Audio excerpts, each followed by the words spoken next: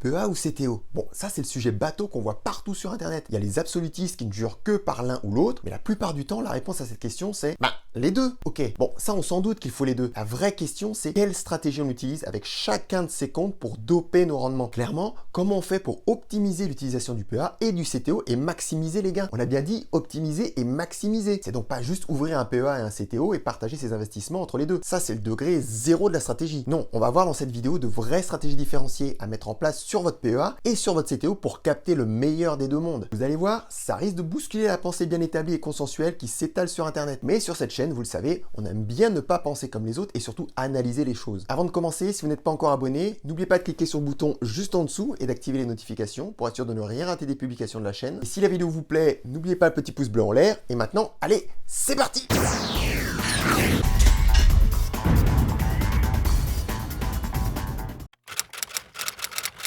Alors on ne peut pas se lancer dans une présentation de stratégie différenciée si on ne commence pas par comparer le PEA et le CTO. Et pour ça, il faut déjà comprendre ce que c'est et de quoi on parle. Le PEA, ou plan d'épargne en action, a été créé en 1992. Le but des autorités politiques à l'époque était de développer l'actionnariat populaire en France, autrement dit d'attirer les Français à la bourse et de les inciter à investir. C'est pourquoi le PEA est un compte d'investissement spécifique à la France. Le PEA possède des caractéristiques bien spécifiques. On voit ça tout de suite. Tout d'abord, et c'est notable, le PEA ne permet pas d'investir sur toutes les places mondiales. Plus précisément, le PEA est limité au marché européen. Ça veut dire que si vous avez un PEA, vous pouvez investir sur des actions uniquement si elles sont cotées en Europe. Ça veut donc dire que vous ne pourrez pas acheter des actions américaines comme Apple ou Nvidia, ni investir en Asie ou dans d'autres régions du monde. Pour les ETF et autres fonds de placement, la règle précise est que le fonds doit contenir au moins 75% d'entreprises ayant leur siège social en Europe. Le principal attrait du PEA réside dans sa fiscalité avantageuse. Pourquoi avantageuse? C'est simple. Dans votre PEA, les plus-values sont exonérées d'impôts. Oui, vous avez bien entendu. Vous ne payez aucun impôt sur ce que vous gagnez. Alors ça, si c'est pas top, il y a deux précisions à apporter. Premièrement, pour pouvoir bénéficier de cette exemption, il faut garder son PEA au moins 5 ans. Deuxièmement, ce n'est pas la flat tax de 30% qui saute, mais uniquement l'impôt, soit 12,8%. C'est déjà pas mal, mais ça veut dire qu'il faudra payer les 17,2% de prélèvements sociaux. En revanche, encore un autre avantage fiscal, l'État ne vous demande de payer ces prélèvements sociaux que lorsque vous retirez de l'argent. Ça veut donc dire que tant que vous ne retirez pas d'argent de votre PEA, vous ne payez pas les taxes. Concrètement, si vous gardez vos fonds sur votre PEA, vous pouvez vendre, réaliser des plus-values et ne rien payer, ni impôts, ni taxes. Top quoi. Alors, il y a des conditions pour les retraits avec un PEA. Et c'est là que la grosse contrainte du compte apparaît. En gros, c'est lié à l'avantage fiscal qu'on vient de voir. Pour faire simple, après 5 ans, vous pouvez retirer de l'argent de votre PEA et en mettre dessus sans souci. Avant 5 ans, c'est une autre histoire. Si vous retirez de l'argent de votre PEA, à part dans certains cas exceptionnels, votre PEA sera fermé. Vous serez donc obligé de retirer tous vos fonds de votre PEA. Deuxième effet qui se coule, si vous avez des plus-values, vous devrez payer l'impôt dessus. Vous ne serez pas exempté. Donc clairement, retirer des sous de son PEA avant 5 ans, c'est vraiment pas une bonne idée puisque vous perdez tous les avantages que le PEA est censé vous procurer. Une autre limitation du PEA, c'est qu'il existe un plafond de versement de 150 000 euros. Vous ne pouvez donc pas mettre plus de 150 000 euros sur votre PEA. Alors attention, on parle bien de 150 000 euros de versement. Ça veut dire que ça ne prend pas en compte les plus-values. Prenons un exemple. Vous versez petit à petit des fonds sur votre PEA et vous atteignez 150 000 euros. Là, vous ne pourrez plus rien verser, mais vous avez bien géré votre portefeuille et vous avez fait 50 000 euros de plus-value en 5 ans. Vous vendez sans payer d'impôts ni de taxes. Vous avez donc maintenant 200 000 euros. Et ça, c'est autorisé. Vous ne pourrez plus verser d'argent supplémentaire, mais vous avez le droit de continuer à profiter de votre PEA et de ses avantages. Vous pouvez donc réinvestir ces 200 000 euros et continuer à faire des bénéfices en profitant des avantages fiscaux du PEA. Nickel, non? Pour être précis, il existe 3 types de PEA. Le PEA dit classique bancaire qui permet d'acquérir un portefeuille d'actions d'entreprise de l'Union européenne et dont le plafond de versement est fixé à 150 000 euros. C'est typiquement le PEA que vous ouvrez chez votre courtier pour investir en bourse. C'est de celui-ci dont on parle dans cette vidéo. Il y a le PEA dit classique assurance qui, comme son nom l'indique, est souscrit auprès d'une compagnie d'assurance et prend la forme d'un contrat de capitalisation en unité de compte et dont le plafond est lui aussi de 150 000 euros. Et enfin, il y a le PEA PME qui est dédié aux investissements dans les petites et moyennes entreprises et de taille intermédiaire et dont le plafond est fixé à 225 000 euros. Le CTO ou compte titre ordinaire, c'est l'autre compte d'investissement. Et comme son nom l'indique, il est ordinaire. Autrement dit, il présente des caractéristiques plus larges que le PEA. L'un des principaux avantages du CTO, c'est l'accès à une palette fournie de supports d'investissement. Vous pouvez acheter et vendre une grande variété d'actifs, des actions et des ETF bien sûr, mais aussi des obligations et même des produits dérivés comme les turbos et les warrants. Et ça ne s'arrête pas là. Avec le CTO, vous avez accès aux services de règlement différé, au SRD, aux crypto-monnaies comme le Bitcoin, au Forex, au CFD, Contract for Difference, aux futurs, aux options et autres certificats. Bref, le champ des possibles est énorme. Cette polyvalence permet donc une diversification beaucoup plus large du portefeuille. Contrairement au PEA, le CTO n'est pas limité au marché européen. Avec un CTO, vous avez donc la possibilité d'investir sur toutes les places boursières mondiales, en tout cas toutes celles que votre courtier couvre. Là encore, le CTO permet une grande diversification du portefeuille grâce à l'accès à toutes les régions du monde et non seulement à l'Europe, comme dans le cadre du PEA. Le principal inconvénient du CTO, c'est sa fiscalité. Et oui, fini l'exonération du PEA. Avec le CTO, vous allez payer plein pot. Autrement dit, vous allez payer la flat tax sur toutes vos plus-values et tous vos dividendes. La flat tax, ça fait quand même 30%. Et oui, vous gagnez 10 000 €, vous devez en laisser 3 000 aux impôts. Oui, ça fait mal. Pour être précis, sur les 30%, 12,8% sont des impôts et 17,2% sont des prélèvements sociaux. Bon, pour vous, ça ne change pas grand-chose. Si vous investissez via un CTO, tous vos gains réalisés seront soumis à cette flat tax et amputés de 30%. Alors maintenant qu'on a vu les caractéristiques du PEA et du CTO, on va faire un récapitulatif pour bien comparer les avantages et inconvénients des deux comptes. Ça va nous servir pour élaborer les stratégies optimisées et différenciées qu'on voit juste après. Alors commençons avec le choix des supports d'investissement. Là clairement, le point va au CTO. Et oui, je vous rappelle qu'avec le CTO, vous n'êtes pas limité aux actions ou ETF. Vous pouvez investir sur les obligations et même les turbos, warrants et autres instruments à levier. Ensuite, il y a la diversité géographique ou le nombre de places mondiales sur lesquelles on peut investir. Là encore, le point va au CTO, puisqu'il ne vous limite pas à l'Europe, mais vous donne accès à la planète entière, si votre broker vous le permet bien entendu. Par exemple, tous les courtiers ne permettent pas d'investir en Chine ou en Afrique. Si ce sont des places financières qui vous intéressent, renseignez-vous avant d'ouvrir votre CTO. Troisième point, la flexibilité. Bon, vu ce qu'on vient de voir, on peut se douter que la balance penche déjà en faveur du CTO. Et surtout, avec un CTO qui n'a ni plafond de versement, ni durée minimale de détention, quand on parle de flexibilité, le point va clairement de ce côté. Et maintenant, regardons du côté de la fiscalité. Là, il n'y a pas photo. Entre 30% d'impôts et taxes d'un côté et une exonération d'impôts de l'autre côté, le choix est vite fait. En plus, comme on l'a vu, avec le PEA, vous êtes quand même redevable des 17,8% de prélèvements sociaux, mais vous ne les payez que quand vous retirez de l'argent. Tant que vous ne retirez rien de votre PEA, vous ne payez rien, ni impôts, ni prélèvements sociaux. Donc là, clairement, l'avantage est au PEA et c'est un sacré avantage. On peut donc mettre 3 points. Donc au final, quel est le résultat du match? Eh bien, on a 3 points pour le CTO et 3 points pour le PEA. Cela nous fait donc un beau match nul, où vu autrement, les avantages et inconvénients sont équitablement répartis entre les deux types de comptes et vont donc nous permettre d'établir des stratégies différenciées pour tirer le meilleur parti des deux mondes. Alors on a bien compris que le PEA présentait de gros avantages du point de vue fiscal, mais on a vu aussi qu'il impose certaines limitations. La question, comment on fait pour l'utiliser au mieux? Quelle stratégie pour gagner un max avec son PEA? On l'a vu, la période des 5 premières années est critique pour l'investisseur qui utilise un PEA. Et oui, pendant ces 5 premières années, si vous vendez, vous perdez votre avantage fiscal. Donc vous devez payer la flat tax de 30% et cerise sur le gâteau, vous êtes obligé de solder toutes vos positions et de fermer votre PEA. Donc ce qu'il faut absolument éviter, c'est de devoir retirer de l'argent pendant ces 5 premières années. En fait, il faut minimiser l'impact de ces 5 premières années sur votre portefeuille et vos stratégies d'investissement en général. Pour ça, il y a deux choses à faire en parallèle. Tout d'abord, il faut ouvrir votre PEA le plus tôt possible, même lorsque vous n'en avez pas besoin. Vous mettez 10 € dessus ou même 0 selon les courtiers et vous n'y touchez pas. Le délai des 5 ans démarre dès que vous ouvrez votre PEA, que vous l'utilisiez ou pas. Il faut donc l'ouvrir le plus tôt possible avant même que vous ayez des fonds à déposer dessus. Et je vous rappelle que le plafond des 150 000 €, c'est par personne. Autrement dit, si vous êtes en couple, ouvrez 2 PEA, même si vous n'en avez pas l'utilité. Plus tard, vous aurez accès à 2 PEA avec un plafond cumulé de versement de 300 000 €. Là, ça commence à faire. L'autre chose à faire et qui doit faire partie de votre stratégie, c'est qu'avant 5 ans, il faut être très prudent avec les fonds que vous déposez sur votre PEA puisque vous ne pouvez pas les retirer. Ou plutôt, parce que vous ne voulez pas avoir à les retirer. On voit ça tout de suite.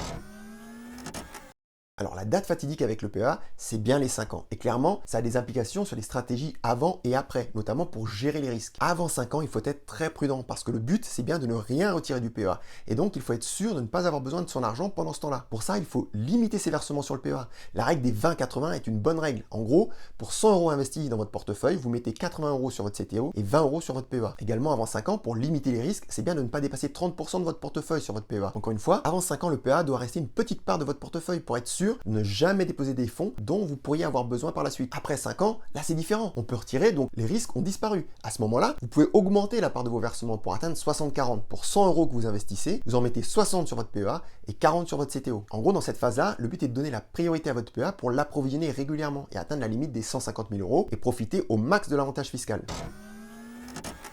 Alors si vous gardez votre PEA plus de 5 ans, l'exonération est acquise, donc de ce côté-là, c'est gagné. En revanche, en ce qui concerne les prélèvements sociaux, je vous rappelle que là, vous ne pouvez pas y échapper, il faudra passer à la caisse. Mais vous ne devrez payer les 17,8% à l'État que lorsque vous allez retirer les sous de votre PEA. Et donc, la stratégie à mettre en place, c'est de retarder au maximum les retraits du PEA. Vous pouvez par exemple faire grossir votre portefeuille en vue de l'achat d'un bien immobilier ou un autre projet d'ampleur. Dans ce cas, vous ne retirez rien jusqu'à ce que vous ayez un portefeuille assez conséquent qui vous permette de financer votre projet. En retardant vos retraits au maximum, vous pouvez maximiser vos gains en utilisant le crédit taxe. Parce qu'en fait, c'est comme si vous empruntiez à l'État. Et oui, les 17,8% de vos gains doivent être payés quoi qu'il arrive. Mais tant que vous ne retirez rien, vous ne les payez pas. Vous pouvez donc les utiliser pour réinvestir. C'est comme si l'État vous faisait un prêt de 17,8% à taux zéro. Pas mal, non? Prenons un exemple pour bien illustrer ça. Vous investissez 100 000 euros en 5 ans.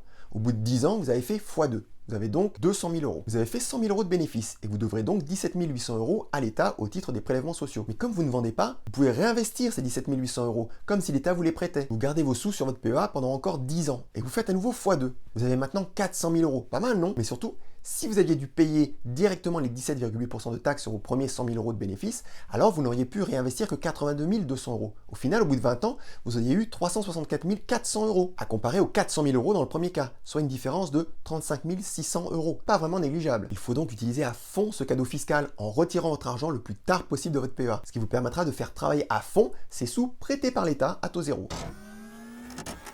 Alors, vous pouvez bien sûr utiliser la stratégie buy and hold avec le PEA. Et encore une fois, c'est une excellente stratégie. Mais si vous faites ça, vous n'optimisez pas votre stratégie pour votre PEA parce que vous n'utilisez pas les avantages que vous offre le PEA. Et oui, si vous achetez les actions et que vous les gardez pendant 20 ans, c'est bien, vous ne serez pas imposé sur vos bénéfices, mais on est loin d'une utilisation optimale du PEA. Si vous voulez tirer le meilleur parti de cette dispense d'impôt, une stratégie plus active avec vente et achat réguliers sera beaucoup plus pertinente. Et oui, comme vous ne payez pas d'impôt sur les plus-values que vous réalisez, vous pouvez en profiter pour empocher 100% de votre plus-value et la réinvestir ailleurs. Et si vous voulez quand même faire un peu de buy and hold, vous pouvez loger des actions et ETF européens dans votre PEA. Mais on ne le sait pas toujours, on peut aussi investir sur les actions américaines via son PEA. Quoi? Bah, qu'est-ce qu'il raconte? Il vient de dire que c'était pour les actions européennes. Alors c'est vrai, mais il y a un petit tour de passe-passe. En fait, vous investissez sur un ETF synthétique, c'est-à-dire un ETF qui réplique la performance d'actions en détenant d'autres actions avec des performances similaires. Typiquement, c'est comme ça que vous avez la possibilité d'investir sur un ETF S&P 500 via votre PEA. Par exemple, le Lixor PEA S&P. Alors évidemment, avec ce petit truc, il y a tout de même des risques qu'on appelle le risque de swap, puisque l'ETF n'investit pas réellement sur les entreprises du S&P,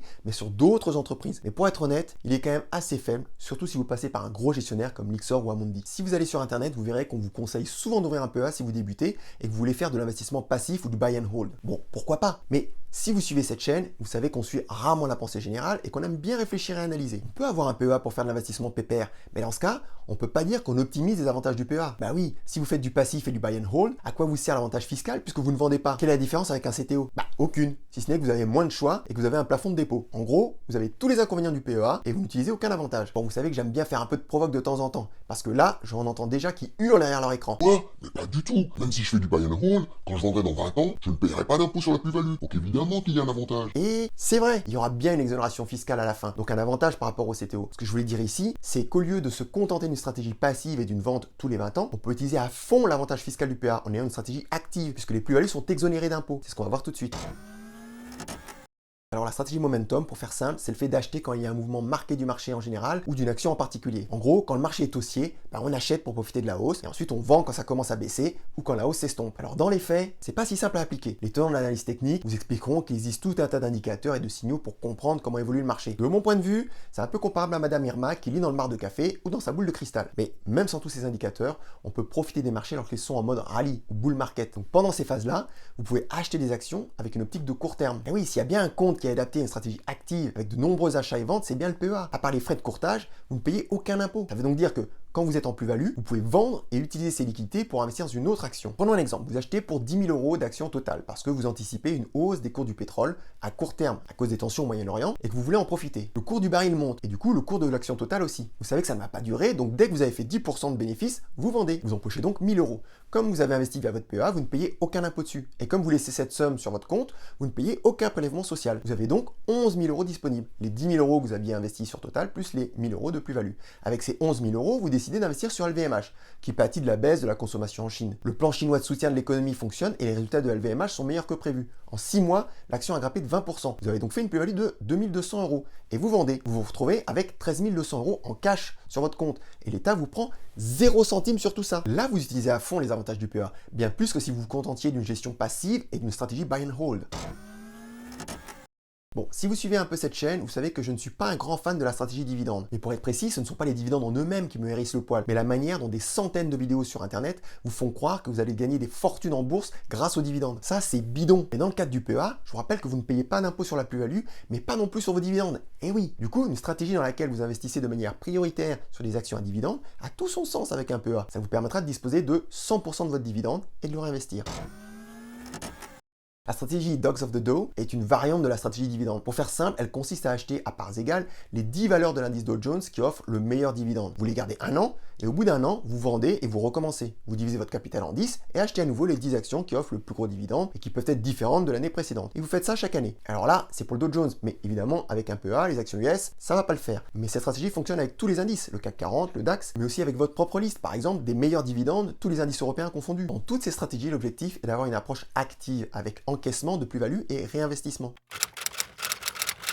Du côté du CTO, on a aussi une panoplie de stratégies pour optimiser ce compte et faire un maximum de profit. On voit ça tout de suite.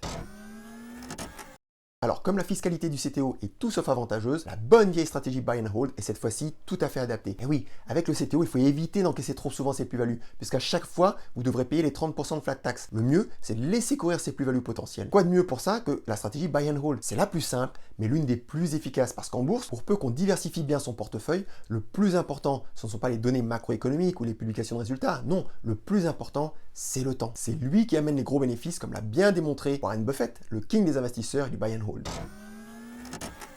La stratégie du dollar cost average est une variante du buy and hold. Vous achetez régulièrement les mêmes actions ou ETF afin de lisser le coût de revient, mais au final, le but est bien de conserver votre investissement sur le long terme. Le DCA est donc tout à fait adapté au CTO, puisque même si vous achetez souvent, vous ne vendez pas souvent. Ça vous permet donc de limiter l'impact de la fiscalité sur vos gains. Le gros avantage du CTO, c'est le fait qu'il permet d'accéder à toutes les places mondiales. Et ça, c'est primordial pour doper ses rendements en bourse. Alors, on peut aller voir du côté de l'Asie ou d'autres zones géographiques un peu plus exotiques, mais attention, le niveau de risque n'est pas le même. En gros, si vous voulez du rendement, du gros rendement, sans trop prendre de risques, le top, c'est le marché américain, et notamment les pépites de la tech comme Nvidia, Microsoft ou Apple. Et ça, le CTO vous permet de mettre ces actions-là dans votre portefeuille, contrairement au PEA. La stratégie passive qui repose essentiellement sur l'utilisation des ETF est une très bonne stratégie pour un CTO. Dans la même veine que le buy and hold, là vous achetez un ETF, par exemple un ETF qui suit un indice comme le S&P ou le Dow Jones, et vous le conservez longtemps. Longtemps. Ça vous permet de profiter des rendements globaux des marchés qui sont quand même de 8 à 10% par an. Et comme vous ne vendez pas d'impôts, pas de taxes. Alors là, on change complètement d'univers puisqu'on va parler de stratégies plutôt court terme. Avec les instruments à levier comme les turbos, le CTO permet de mettre en place des stratégies plus risquées mais ultra offensives et qui peuvent donc rapporter gros. Si vous voulez en savoir plus, allez jeter un œil à ce tuto, les turbos n'auront plus de secret pour vous. Donc avec les turbos, le but est de construire des scénarios de hausse, de les confirmer, d'investir et de vendre le plus rapidement possible, dès que vos objectifs sont atteints. Alors bien sûr, là vous n'allez pas couper à la flat tax, aucun moyen d'y échapper. Mais le but de ces stratégies, c'est pas de faire de l'optimisation fiscale, mais bien de générer de gros rendements. En gros, si vous faites 100% en un mois grâce à vos turbos, il vous restera une performance de 70% après le passage de la flat tax. Alors, ça fait toujours mal de lâcher 30%, mais il vous reste quand même une plus-value finale de 70%. On est loin des rendements des ETF. Avec la stratégie offensive, on accepte de payer régulièrement taxes et impôts, et ça, c'est largement compensé par les gains qui n'auront rien à voir avec ce qu'on peut avoir en investissant sur les actions et les ETF. On l'a vu, le PEA et le CTO présentent des caractéristiques bien différentes. Et si on veut en tirer un maximum de profit, il faut mettre en place des stratégies différenciées qui peuvent aller à l'encontre de ce qu'on voit dans les vidéos bateaux qui pullulent sur Internet. Le plus important, comme on l'a vu, c'est d'utiliser le meilleur des deux mondes. C'est là qu'on fait exploser ses rendements. Si cette vidéo vous a plu, n'hésitez pas à la partager. N'oubliez pas de liker et de vous abonner pour plus de contenu lié aux investissements. Et n'hésitez pas à laisser un commentaire. Quant à moi, je vous dis à très bientôt pour une nouvelle vidéo. Et surtout d'ici là, n'oubliez pas, le pouvoir au peuple et la finance aussi.